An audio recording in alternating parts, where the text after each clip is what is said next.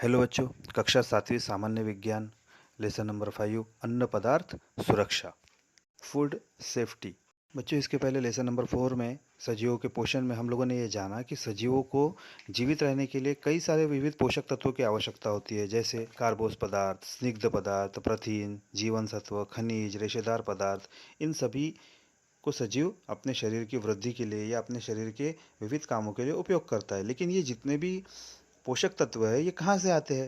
ये सभी पोषक तत्व हमको हमारे भोजन द्वारा, हमको हमारे अन्न पदार्थ जो हम खाते हैं, जैसे गेहूँ, ज्वार, दलहन, चावल, सब्जियाँ, फल, है ना, इन सभी से ये हमको प्राप्त होता है। अतः ये सभी अन्न पदार्थ सेफ रहना, मतलब सुरक्षित रहना काफ़ी ज़रूरी है। यदि हम लोग जो अन्न खा रहे हैं या जो भोजन खा रहे हैं वो अगर खराब हो तो इसके क्या दुष्परिणाम हो सकते हैं? जैसे बच्चों आप लोगों को यहाँ पर एक चित्र दिखाई दे रहा है। देखो इस चित्र के अंदर अन्न की खराबी हमको दिखाई हुई है। इस चित्र में ए बी सी डी ऐसे चार अलग अलग डायग्राम है, चार अलग अलग फोटोज़ है ना। A B C D. ए के अंदर देखो एक चूहा दिख रहा है, गेहूं के बोरे से गेहूं खाता हुआ, मतलब यहाँ पर क्या हो गया, अन्न फूड स्पॉइल हो गया, अन्न खराब हो गया, अन्न की खराबी हो गई।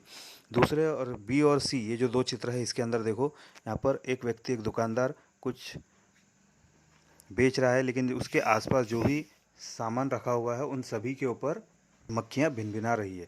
वैसे ही सी नंबर का चित्र भी देखो, यहाँ पर एक औरत सब्जियाँ बेच रही है, लेकिन उसके सब्जी के आसपास बहुत सारा कूड़ा पड़ा है, सभी पर मक्खियाँ भिनभिना रही है। और डी, डी में देखो अनाज के कुछ बोरे रखे हुए जिसमें से अनाज बहकर बाहर आ रहा है और अनाज भी एक तरह से खराब हो रहा है। तो बच्चों ये सभी जो चित्र है ये बताते हैं कि अन्न किस प्रकार से खराब हो सकता है, अन्न की खराबी के क्या क्या कारण हो सकते हैं।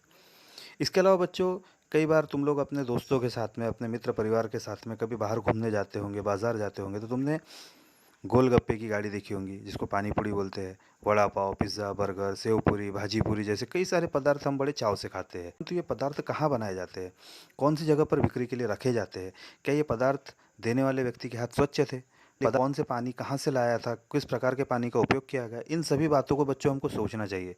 इसीलिए ऐसा बोला जाता है कि अन्न अच्छी जगह पर ही खाने चाहिए, क्योंकि आप जिस दुकान पर खा रहे हैं उसके पास अगर कोई नाला होगा तो वहाँ के जितने भी अलग अलग प्रकार के कीटक है वो सब यहाँ के आकर उस दुकान के पास में जितना भी अन्न सामग्री होंगे उसके ऊपर आकर बैठते होंगे।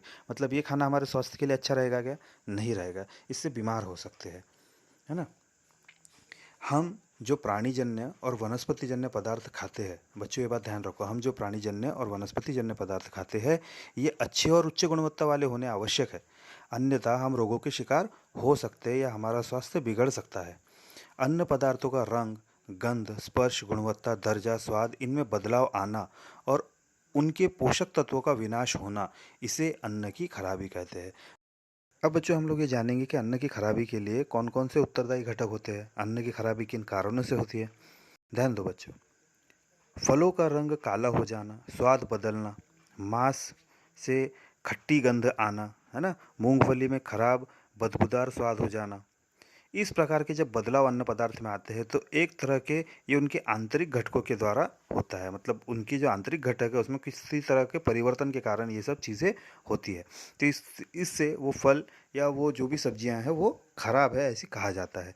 वैसे ही बच्चों खेत में जो अन्न पदार्थ तैयार होते समय कई बार उन्हें हानि पहुंचती है, जैसे अयोग्य प्रबंधन, मतलब उनका रख रखाव यदि योग्य ढंग से ना हो, प्रबंधन सही ढंग से ना हो, अयोग्य भंडारण, अयोग्य यातायात, उन्हें लाने ले जाने में यदि किसी प्रकार की कुछ गलतियां हुई हो, इन सभी कारणों से भी वो पदार्थ खराब हो सकते हैं।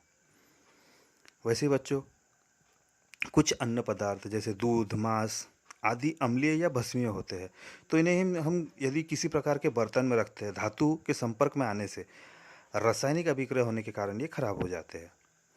कई बार हवा, पानी, जमीन, इनके सूक्ष्मजीव अथवा कीटकों का अन्न पदार्थों में प्रवेश होने के कारण भी अन्न खराब हो जाता है। तो बच्चों अन्न खराब होने के लिए ये कुछ प्रमुख उत्तरदायी घटक है। बच्चों ये तो हो गया अन्न की खराबी के लिए, मतलब फूड स्पॉइलेज के लिए, कि इन सभी से जो खाना है, जो अन्न है वो खराब हो रहा है। लेकिन कई बार ऐसा होता है कि अन्न का अपव्यय होता है। अब बच्चों अन्न का अपव्यय और अन्न की खराबी, ये दोनों में फ़र्क है। अन्न की खराबी मतलब फूड स्पॉइलेज का मतलब क्या होता है कि फूड किसी कारण से खराब हो जा रहा है, और दूसरा अन्न का अपव्यय। अन्न का अपव्यय जिसको फूड वेस्टेज बोले, मतलब यहाँ पर अन्न खराब नहीं हो रहा है बल्कि वो वेस्ट हो जा रहा है किसी कारण से। अब अन्न वेस्ट कैसे होता है ये हम जानेंगे, या फूड स्पॉइलेज जिसको अन्न का अपव्यय बोला जाता है वो अब हम जानेंगे। विज्ञान और तंत्रज्ञान की सहायता से हमारे देश में विभिन्न प्रकार के धान, फल, सब्जियां, मत्स्य, मांस उत्पादन, दूध उत्पादन, इन सभी पदार्थों के उत्पादन में बहुत तरक्की हुई है। ऐसा होते हुए भी कई बार ऐसा होता है कि हमारे देश के सभी लोगों को भरपेट खाना नहीं मिलता, उन्हें एक समय का भोजन भी नहीं मिलता। तो ऐसी परिस्थितियाँ क्यों होती है? ऐसी परिस्थितियाँ इस कारण होती है कि कई जगह पर अन्न का अपव्यय होता है। ये अन्न का अपव्यय दो कारणों से होता है, एक तो संख्यात्मक अन्न अपव्यय, दूसरा गुणात्मक अन्न अपव्यय। हम ये दोनों को समझेंगे। संख्यात्मक अन्न अपव्यय जिसको क्वांटिटेटिव वेस्टेज ऑफ फूड बोला जाता है। क्वांटिटी मतलब यहाँ पर अन्न एक संख्या में अपव्यय हो रहा है। अब इसका उदाहरण, जैसे बच्चों कई बार आप लोगों ने पंगत जब चलते थे, जब कई लोग एक साथ बैठकर खाना खाते हैं, पंगत आप लोगों ने देखा होगा। तो पंगत ये जो पारंपरिक भोजन की पद्धति है, इसमें कई लोग आग्रह करके बार बार अतिरिक्त अन्न परोसते। उसमें वो व्यक्ति क्या करता है, उसकी थाली में परोसा हुआ बाकी का जो एक्स्ट्रा खाना है वो खाता नहीं, वो छोड़कर चला जाता है। आजकल बुफे आप लोगों ने देखा होगा, कई सारे शादियों में बुफे के अंदर भी बच्चों कई सारे लोग अपने प्लेट भर भर के कई सारी चीज़ें ले लेते हैं जिन्हें वो खाते नहीं है, बाद में वैसे ही फेंक देते हैं, है ना। कई बार होटल रेस्टोरेंट में भी आपने देखा होगा कि लोग खाना जो बुलाते हैं वो पूरा खाने के बाद में जो बच जाता है वो फेंकने में चला जाता है। तो ये एक तरह का संख्यात्मक अपव्यय है। इसके और भी कौन कौन से कारण हैं? गलत विधि से किया गया कृषि कार्य, जैसे मुट्ठी से बुआई करना। मुट्ठी से बुआई करते समय कई सारे बीजों का नुकसान होता है। अव्यवस्थित दवाई करना, अयोग्य भंडारण और वितरण पद्धति का उपयोग करना, है ना, ये सभी अन्न के अपव्यय होने के संख्यात्मक कारण हैं। मतलब इससे संख्यात्मक दृष्टि से अन्न का अपव्यय होता है। वैसे ही बच्चों गुणात्मक अन्न अपव्यय जिसको क्वालिटेटिव वेस्टेज ऑफ फूड बोलेंगे। अब यहाँ पर अन्न की क्वालिटी में भी वेस्टेज हो रहा है। जैसे किन कारणों से होता है? कई बार जब खाना पकाते हैं तो पकाते समय बहुत अधिक मात्रा में अगर कोई सब्जी हम लोगों ने पका दी तो उससे वो सब्जी का नुकसान हो जाता है ना। या कई बार सब्जियों में अगर बहुत ज़्यादा नमक डाल दिया गया जिससे वो सब्जी खा नहीं रहे, हम वैसे ही फेंक दे रहे, तो उससे भी एक तरह का नुकसान हो जाता है। तो ये हो गया गुणात्मक अन्न अपव्यय। इसमें और भी कई सारे कारण हो सकते हैं गुणात्मक अन्न अपव्यय के। गुणात्मक अन्न अपव्यय में बच्चों जो सब्जियों के अंदर जो पोषक तत्व मिलने चाहिए वो पोषक तत्व पर्याप्त मात्रा में नहीं प्राप्त होते। जैसे अब ऐसा क्यों होता है, इसके जो कारण है, अन्न की रक्षा करते समय अन्न सुरक्षा की गलत विधि का उपयोग करना, परिरक्षकों का अधिक मात्रा में उपयोग करना। परिरक्षक अर्थात बच्चों फूड प्रिजर्वेटिव होते हैं ना, उनका ज़्यादा से ज़्यादा मात्रा में उपयोग करना। अन्न को अधिक पकाना, सब्जियों को काटने के पश्चात धोना, तैयार अन्न ग्राहकों तक पहुंचाने के लिए लगने वाले समय का अनुमान गलत होना, अंगूर, आम, इनको अयोग्य तरीके से रखना, इस कारण से गुणात्मक अपव्यय होता है। मतलब बच्चों अन्न का जो अपव्यय होता है यहाँ पर गुणात्मक अपव्यय हो रहा है। गुणात्मक अपव्यय से अन्न की जो क्वालिटी है वो खराब हो जाती है। और वैसे ही संख्यात्मक अपव्यय जिसमें पूरा भोजन खराब हो रहा है, और एक गुणात्मक अपव्यय। बच्चों अब ये जो संख्यात्मक और गुणात्मक अपव्यय हो रहा है, इनको रोकने के क्या क्या उपाय हो सकते हैं, इस पर हम चर्चा करेंगे। अन्न का अपव्यय आप लोगों ने अभी देखा कि दो प्रकार से हो रहा है, एक तो संख्यात्मक और एक गुणात्मक। इसे रोकने के लिए हम कुछ पॉइंट्स के ऊपर ध्यान दे सकते हैं। जैसे बच्चों यहाँ पर देखो, आप लोगों को कुछ पॉइंट्स बताए हुए कि अन्न को अपव्यय होने से या अन्न को खराब होने से रोकने के लिए हमारी क्या भूमिका हो सकती है। नंबर वन, जितना आवश्यक है उतना ही अन्न थाली में परोसो। अन्न को अधिक समय तक मत पकाओ। बचा हुआ अन्न मत फेंको, उसे सुयोग्य पद्धति से पुनः उपयोग में लाओ। उदाहरण, प्रशीतक का उपयोग करके। प्रशीतक अर्थात बच्चों फ्रिज, जो हम लोग घर पे यूज़ करते हैं ना, फ्रिज, रेफ्रिजरेटर, इसमें यूज़ कर सकते हैं हम उसको। रात में बचा हुआ सब्जी या जो भी है वो यदि हम फ्रिज में रखते हैं तो वो सुबह तक अच्छी रहती है। जितना आवश्यक है उतनी ही फल, अनाज, सब्जियां खरीदो। अतिरिक्त खरीदी से मोहजाल से दूर रहो। मतलब बच्चों, हमको जितना आवश्यक है उतनी ही सब्जियां लाओ। यदि हम एक साथ बहुत सारी सब्जी ला लेंगे और घर में लाकर वो ख़राब हो जाएगी, क्योंकि सब्जियां काफ़ी जल्दी ख़राब हो जाती है ना। तो जितनी आवश्यक है रोज़ की ताज़ी उतनी ही सब्जियां हमको लेनी चाहिए। खाद्यान्न और अन्य तत्सम पदार्थों का भंडारण योग्य पद्धति से करो। मतलब जो भी हम लोग फल ले रहे हैं, सब्जियां ले रहे हैं, हम लोगों को पता होता है कि वो कितने दिन तक फ्रेश रहती है, उसके हिसाब से ही उनका भंडारण करके रखना चाहिए। बहुत ज़्यादा अन्न यदि हमने एक साथ संग्रहित करके रखे तो वो बहुत जल्दी खराब भी हो सकता है ना। डब्बे, बॉटलों में बंद पदार्थों का उपयोग की अवधि देख लो और उस अवधि में ही उन्हें उपयोग में लाओ। जो हम लोग बच्चों रेडीमेड पैकेजेस खरीदते हैं उसके ऊपर एक्सपायरी डेट रहती है ना। तो ये एक्सपायरी डेट के पहले ही हमें उन्हें यूज़ कर लेना चाहिए। थाली में परोसे हुए सभी पदार्थ ग्रहण करो। मतलब जितना थाली में हम लोगों के परोसा हुआ है उतना पूरा हम लोगों को खाना है, उसमें अन्न को छोड़ना नहीं है, क्योंकि अन्न यदि हम छोड़ेंगे तो वो भी एक तरह का अपव्यय है। बच्चों, अन्न का जो अपव्यय होता है उसे रोकने के लिए या उसके बारे में लोगों में जन जागृति हो, इसलिए विश्व अन्न सुरक्षा दिन, जिसे वर्ल्ड फूड डे बोला जाता है, ये 16 अक्टूबर को मनाया जाता है। 16 अक्टूबर को इसको मनाने का एक ही कारण है कि ताकि लोगों को अन्न के अपव्यय न हो, उसकी खराबी न हो, इसके लिए लोग जागरूक हो। अन्न सुरक्षा करना, अन्न का अपव्यय टालना, ये इसके प्रमुख कारण हैं। अब बच्चों, अब हम देखेंगे अन्न का भंडारण और सुरक्षा, जैसे फूड स्टोरेज एंड प्रिजर्वेशन। अब बच्चों ये कौन करता है? सबसे पहले अन्न का भंडारण जो होता है ना, अन्न के भंडारण के लिए सरकार द्वारा एक कमेटी बनाई हुई है, अन्न और औषधि प्रशासन, जिसको FDA बोला जाता है। FDA का फुल फॉर्म क्या होता है? Food and drug administration. ये एक तरह की बच्चों संस्था है, एक तरह का ऑर्गेनाइजेशन है। यह अन्न और औषधियों का प्रमाणीकरण करती है और उसकी निर्मित और वितरण, इनके ऊपर नियंत्रण रखने वाली एक तरह की सरकारी विभाग है। अन्न सुरक्षा और मानांकन अधिनियम 2006 के अनुसार भारतीय अन्न सुरक्षा और मानांकन का एक प्राधिकरण FSSAI संस्थान की स्थापना की गई है। FSSAI का मतलब क्या होता है? Food safety and standardisation authority of India, FSSAI। इसकी स्थापना कब की गई थी? 2006 में। अब बच्चों हम लोग देखेंगे कि अन्न को सुरक्षित रखने की कौन कौन सी पद्धतियां हैं। बच्चों यहाँ पर देखो, सबसे पहला आता है हिमीकरण। कम तापमान पर अन्न पदार्थों में जैविक और रासायनिक प्रक्रियाओं की गति कम हो जाती है। इस कारण बहुत सारे अन्न पदार्थ को अधिक समय तक टिकाने के लिए हम प्रशीतक का उपयोग करते हैं, मतलब रेफ्रिजरेटर का उपयोग करते हैं। धूमन या स्मोकिंग एक तरह की पद्धति है, इसमें धुआं देकर अन्न को संरक्षित किया जाता है। इसमें निश्चित मात्रा में एल्यूमिनियम फॉस्फाइड का उपयोग किया जाता है। कीटकनाशकों का उपयोग।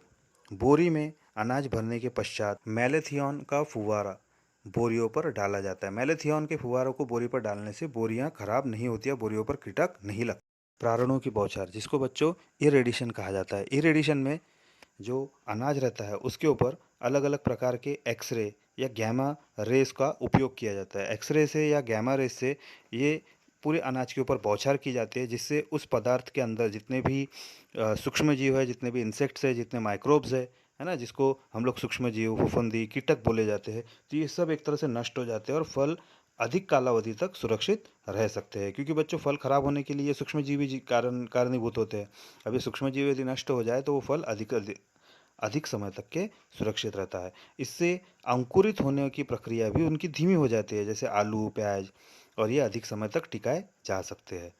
तो इस प्रकार बच्चों इरेडिशन की भी एक प्रोसेस की जाती है। जैसे महाराष्ट्र में लासल गांव में प्याज और आलू पर, और वैसे नवी मुंबई में मसालों पर इरेडिएशन किया जाता है। इसके बाद आता है बच्चों पाश्चरीकरण, जिसको पॉस्चराइजेशन बोला जाता है। तब ये क्या है? जैसे दूध या दूध के समान जो अलग अन्य पदार्थ है, उन्हें अधिक तापमान तक, उनके उबाल आने तक के उनको गर्म किया जाता है। जैसे दूध 80 डिग्री सेल्सियस पर दूध ये जो है वो सबसे अधिक गर्म हो जाता है। इस तापमान पर दूध को 15 मिनट तक उबाला जाता है और फिर तेज़ी से उसे ठंडा भी किया जाता है। इससे वो दूध के जितने भी सूक्ष्म जीव हो वो नष्ट हो जाते हैं और दूध अधिक समय तक खराब नहीं होता। वैसे ही बच्चों परिरक्षकों का उपयोग। परिरक्षक मतलब यूज़ ऑफ प्रिजर्वेटिव। प्रिजर्वेटिव का दो प्रकार से उपयोग किया जाता है। एक तो नेचुरल प्रिजर्वेटिव या केमिकल प्रिजर्वेटिव, मतलब प्राकृतिक परिरक्षक या रासायनिक परिरक्षक। प्राकृतिक परिरक्षक कौन से है? जैसे बच्चों आपके घर में मुरब्बा, जैम या अचार बनता होगा, है ना। तो ये जब अचार, मुरब्बा जैसी चीज़ें जो हम बनाते हैं उसमें हम लोग प्राकृतिक परिरक्षकों का उपयोग करते हैं। जैसे इसमें नमक डालते हैं, शक्कर डालते हैं या तेल के उपयोग से भी ये कई दिनों तक के सुरक्षित रहते हैं। वैसे ही बच्चों, रासायनिक परिरक्षक में हम लोग यहाँ पर केमिकल यूज़ करते हैं। कौन कौन से केमिकल का यूज़ किया जाता है? जैसे एसिटिक एसिड, जिसको सिरे का या विनेगर बोला जाता है, साइट्रिक एसिड, है ना, सोडियम बेंजोनेट या नाइट्रेट। इनका उपयोग करके सॉस, जेली, जैम पकाने के लिए या सब्जियां तैयार करने के लिए या अन्न के रेडीमेड पैकेट बनाने के लिए इन्हें उपयोग में किया जाता है। जो अन्न के रेडीमेड पैकेट रहते हैं ना, उसमें इस तरह के कई सारे केमिकल प्रिजर्वेटिव का उपयोग किया जाता है। वैसे ही बच्चों, एक है गैस का उपयोग, अलग अलग गैसेस का उपयोग, जैसे वेफर्स या अन्य खाद्य पदार्थ, ये वायु युक्त पैकेट में आते हैं। बच्चों, आप लोगों ने देखा होगा कि जो भी वेफर्स वगैरह आप लोग खाते होंगे या बाजार से जो रेडीमेड पैकेट्स लेकर खाते होंगे, इनमें एक तरह से नाइट्रोजन गैस भरी हुई होती है। जैसे ही हम ये पैकेट फोड़ते हैं तो वो गैस बाहर आती है। ये जो गैस है बच्चों, ये इसके अंदर के जो पदार्थ है उनको सुरक्षित रखती है, उनको खराब होने नहीं देती। तो इस प्रकार बच्चों, फूड को वेस्टेज होने से रोकने के लिए कई सारे अलग अलग प्रकार की पद्धतियों का हम लोग उपयोग कर सकते हैं। बच्चों, ये तो हो गया अन्न के भंडारण और सुरक्षा के कई सारे हम लोगों ने अलग अलग प्रकार की विधियां देख ली। बच्चों, अब बात करेंगे अपमिश्रण के बारे में। अन्न पदार्थों का जो अपमिश्रण होता है या जो फूड एडल्ट्रेशन होता है, वो किस प्रकार से होता है? कई सारे लोग अधिक मुनाफा कमाने के लिए अन्न पदार्थों में मिश्रण करते हैं, तो इसे अपमिश्रण कहा जाता है। ये अपमिश्रण के जैसे उदाहरण यदि दूँ तो दूध के अंदर पानी मिलाया जाता है, लाल मिर्च पाउडर के अंदर ईंटों का बुरादा मिलाया जाता है, काली मिर्च में पपीते के बीज मिलाए जाते हैं, आइसक्रीम में पेपरोनिल मिलाया जाता है ना। तो इस प्रकार बच्चों, कई सारे लोग अलग अलग प्रकार से अन्न के अंदर अपमिश्रण करते हैं। इस अपमिश्रण के कई दूसरे प्रकार भी होते हैं। जैसे कई सारे लोग अन्न के जो महत्वपूर्ण घटक है वो अलग कर देते हैं। अन्न पदार्थों से कुछ महत्वपूर्ण घटक अलग कर देना, जैसे दूध का स्निग्धांश अलग कर देना, लौंग इलायची से अर्क निकाल लेना, कम गुणवत्ता वाले पदार्थ, अखाद्य पदार्थ में हानिकारक रंग का मिश्रण करना, हानिकारक पदार्थों का उपयोग करना, जैसे छोटे कंकड़, पत्थर, लोहे का बुरादा, लकड़ी का बुरादा, है ना। फलों को अधिक स्वादिष्ट और आकर्षित बनाने के लिए उन्हें रासायनिक पदार्थों के इंजेक्शन दिए जाते हैं। दूध बेचने वाले दूध की स्निग्धता बढ़ाने के लिए उसमें यूरिया मिलाते हैं। अपना नुकसान कम होने के लिए कुछ दुकानदार कई डब्बों तथा पैकेटों पर लिखी एक्सपायरी डेट को बदल देते हैं। आकर्षक सुनहरे पीले रंग के पके हुए लगने वाले केले तथा कई अन्य फल, इन्हें पकाने के लिए कैल्शियम कार्बाइड का उपयोग किया जाता है। शीत पेयों में कई बार कार्बोनेट सोडा, फॉस्फोरिक एसिड जैसे हानिकारक पदार्थों का उपयोग किया जाता है। बच्चों, 1954 में लोकसभा ने अन्न में अपमिश्रण प्रतिबंधक अधिनियम पारित किया था, जिसे इंग्लिश में prevention of food adulteration act कहा जाता है। इसमें कई बार सुधार भी किए गए। 1976 के अधिनियम के अनुसार हानिकारक पदार्थों की मिलावट करने वाले व्यक्ति को आजीवन कारावास या दंड का प्रावधान रखा गया है। इसमें अन्न का भंडारण सुयोग्य जगह, सुयोग्य पद्धति से होना चाहिए।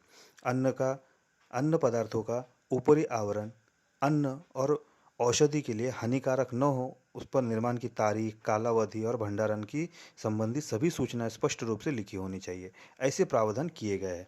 इसके बावजूद भी बच्चों, कई सारे लोग अधिक मुनाफा कमाने के लिए अन्न में अपमिश्रण करते हैं। तो बच्चों, यदि तुम्हारे आसपास अन्न में अपमिश्रण हो तो तुम कैसे पहचानोगे? अब बच्चों, यहाँ पर एक चार्ट दिया हुआ है छोटा सा, देखो यहाँ पर अन्न पर अपमिश्रण पहचानने के इसमें परीक्षण और उसका निष्कर्ष भी दिया हुआ है। जैसे अन्न पदार्थ दूध में क्या मिलाया जाता है? पानी। तो इसका परीक्षण कैसे करेंगे? दूध की एक बूंद कांच के स्लाइड पर लेकर स्लाइड थोड़ी तिरछी रखो, जिससे बूंद नीचे की ओर गिरती है ना। अब स्लाइड पर के दूध का सफ़ेद अंश अगर न दिखे तो इसका मतलब दूध में पानी की मिलावट की गई है। वैसे लाल मिर्च पाउडर, इसमें ईंट का बुरादा मिलाया जाता है। 1 चम्मच मिर्ची पाउडर बीकर में लो, आधा बीकर भरने पर उसमें पानी डालो। अब इसे मिलाकर 5 मिनट तक स्थिर होने दो। बीकर के पेंदे में यदि लाल रंग की परत जमा हो जाए तो इसका मतलब मिर्ची पाउडर में ईंट का बुरादा मिलाया हुआ है। वैसे ही हल्दी पाउडर, जिसमें मेटालिन येलो कलर मिलाया जाता है ना। परख नली में, टेस्ट ट्यूब में चुटकी भर हल्दी लेकर उसमें थोड़ा पानी डालो। अब इसमें कॉन्सेंट्रेटेड HCl मतलब सांद्र हाइड्रोक्लोरिक अम्ल मिलाओ। कॉन्सेंट्रेटेड HCl के कारण ये जो मिश्रण है ये लाल दिखाई देता है। हल्दी में मेटालिन येलो में मिलावट हो तो ये लाल रंग बना रहता है। वैसे बच्चों, सूजी, जिसमें लौहकण मिलाए जाते हैं, सूजी पर एक चुंबक घुमाओ। लोहे का बुरादा यदि चिपके तो समझ लो कि सूजी में लोहे कण मिलाए हुए हैं। तो बच्चों इस प्रकार से हम लोग हमारे घर में जो हम अन्न ला रहे हैं उसमें अपमिश्रण है या नहीं है ये पहचान सकते हैं। बच्चों ऐसे ही अन्न में अपमिश्रण की कई सारी विधियां यूट्यूब पर दूसरी जगह पर दी गई है, इन्हें भी आप सर्च कर सकते हो। तो इस प्रकार बच्चों यहाँ पर हम लोगों ने जो पूरा लेसन है अन्न पदार्थ सुरक्षा ये यहाँ पर समाप्त होता है।